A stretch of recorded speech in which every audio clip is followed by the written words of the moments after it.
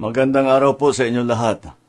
Ito patuloy sa aking pagre-report sa inyo tungkol sa mga development sa mga kaso na hinggil doon sa mga flood control project.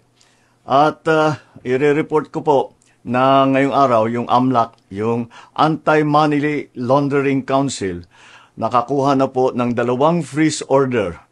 This brings the total amount of assets frozen to about 12 billion pesos. Kasama po dito ang mga air asset ni Saldico, ang value mga 4 billion. At bukod pa ron, meron po tayong nakuhang 3,566 na bank account, 198 insurance policies, 247 motor vehicles, 178 real properties, 16 na e-wallet account, at saka air asset na frozen na. Umpisa lang po ito. Mas marami pong asset ay mafo-frozen para maibalik ang pera ng tao sa kanila.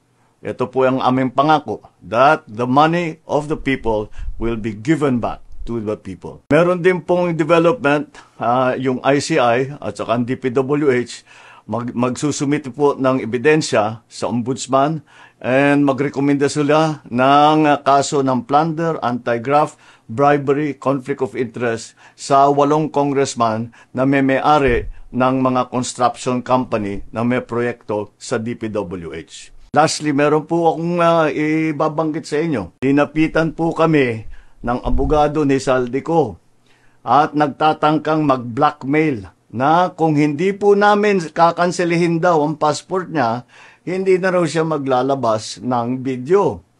I do not negotiate with criminals. Kahit maglabas ka na ng video ng lahat ng kasinungalingan mo na pag-destabilize sa gobyerno, gusto kong malaman mo, Saldi, makakansela pa rin ang passport mo.